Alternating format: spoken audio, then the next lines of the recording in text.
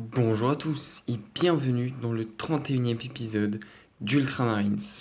Aujourd'hui, on est encore une fois sur un épisode où je vous présente un nouvel élément de notre armée, de notre légion d'Ultramarines. Et aujourd'hui, donc, le premier engin volant. La vidéo est sortie il y a presque 3 ans.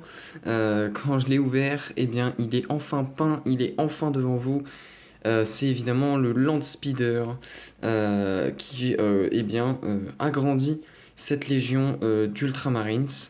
Et on va donc tout de suite commencer, sans plus attendre, ce Landspeeder qui a été assez facile, je dirais, à peindre, étant donné que j'ai utilisé des pinceaux un peu plus gros parce que il y avait énormément de bleu comme on peut le voir. On va commencer donc par le devant et on voit tout de suite une superbe arme en bas donc avec un petit phare que j'ai peint en jaune, évidemment une petite lampe pour éclairer devant soi et évidemment une sorte de minigun, une sulfateuse pour détruire évidemment les ennemis, les forces du chaos évidemment bien sûr pour les réduire à néant. Devant, on a le petit aigle évidemment de l'Imperium. Toujours aussi une petite lampe juste ici. Et là en haut, alors je pense que c'est une antenne. Je pense pas qu'il s'amusait à empaler euh, des xénos avec ça. Donc je pense que c'est une sorte d'antenne. C'est pour ça que je l'ai peinte en lead belcher. Donc en argenté, bon elle est un peu flexible mais ça va, ça peut aller.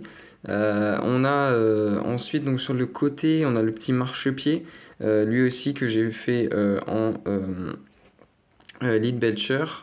Euh, et puis on a évidemment le poste de pilotage donc avec notre premier pilote qui lui a la chance d'être couvert. On voit ses petits yeux à travers la fente, évidemment. Je veux pas dire, mais certes, il a une défense devant, mais il est un tout petit peu à découvert sur les côtés. Petit point faible, certainement pour le Landspeeder, donc comme d'habitude. Euh, nos Space Marines qui ont les yeux violets, moi je pars en cacahuète, les yeux en Balthazar Gold, ils ont la tête de mort ailée évidemment sur leur torse, donc ici on a évidemment le pilote du Landspeeder, qui le pilote, et de l'autre côté on a un autre Ultramarines qui lui n'a pas un casque intégral, il a juste de quoi pouvoir respirer et il a un beau crâne dégarni. Donc les deux, ils ont des antennes sur leur tête, sur leur casque, certainement pour de la communication, Et donc à côté du pilote, on a un tireur avec une, un gros bolter, un très gros bolter, c'est un assez gros calibre, on va pas se mentir, comparé aux armes de l'infanterie. Euh, mais comme on peut le voir, il n'y a pas de barrière, j'ai complètement perdu la barrière, c'est pour ça que j'ai collé directement l'arme sur la partie bleue. Normalement, il y aurait dû avoir une barrière. Mais bon, c'était il y a 3 ans, et je sais pas ce que j'en ai fait. Donc de ce côté, c'est clairement similaire à l'autre côté. On a le marchepied également. On a des portes, donc je présume pour pouvoir stocker munitions toutes sortes de choses qu'on amène sur un champ de bataille. Euh, voilà, et puis en haut, on a des petites entrées d'air.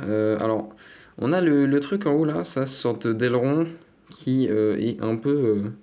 Je m'en rends compte à la caméra, il est un peu pas du tout droit, mais bon, ça, c'est un détail. Certainement dans les différents transports. On a ensuite derrière deux énormes moteurs qui permettent évidemment de propulser notre land speeder parce que c'est bien d'avoir un tireur et c'est bien d'avoir un pilote, mais si on n'a pas de moteur pour faire avancer la bête, ça va être compliqué. Donc voilà, 2 moteurs peints en lead belcher aussi, avec des petits ailerons, hein, comme ça sur le côté évidemment pour assurer la portance de l'engin. Euh, et puis dessous, c'est globalement, voilà, hein, vous le voyez, c'est globalement bleu. C'est pour ça que j'ai dit qu'il était assez rapide, hein, parce que vraiment, avec un gros pinceau, ça se faisait assez rapidement, étant donné la quantité de bleu. Euh, donc les moteurs, je les ai faits en lead belcher toujours. Tout comme cet appendice, je sais pas trop, c'est dessous, je dirais que c'est une sorte de radar ou une sonde ou une caméra ou un truc comme ça. Euh, Certainement que ça renvoie des informations sur le tableau de bord. Le tableau de bord, c'est vrai que je ne l'ai pas montré. On voit pas très bien, mais voilà, il y a quelques boutons rouges, jaunes, un petit écran radar, enfin écran que j'ai fait en vert pour faire comme si c'était un radar. Et voilà, et puis donc dessous, on a en Balthazar Gold un sorte de cache, hein, au-dessus des moteurs. Et oula, pardon. Et ensuite, on a des câbles dessous que j'ai peints en rouge et en jaune pour ajouter un peu de couleur à l'engin. Évidemment, la partie de dessous, c'est quand même pas celle qu'on voit le plus, mais c'est quand même une partie qu'il faut peindre, tout simplement. Et puis, oui, derrière les pilotes aussi, on a une petite lumière jaune. Euh, Petite lumière jaune qui veut dire que les pilotes sont en poste, évidemment. Non, je ne sais pas. On peut inventer ça et dire que si la lumière jaune est allumée, c'est que les pilotes sont dedans, mais ça, eh bien, je vous laisserai en juger.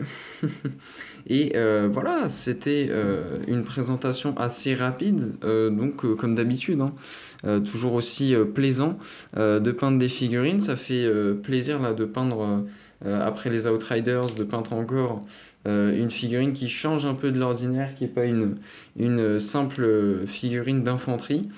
Euh, et donc voilà ce petit land speeder qui va venir agrandir notre armée et notre légion d'Ultramarines.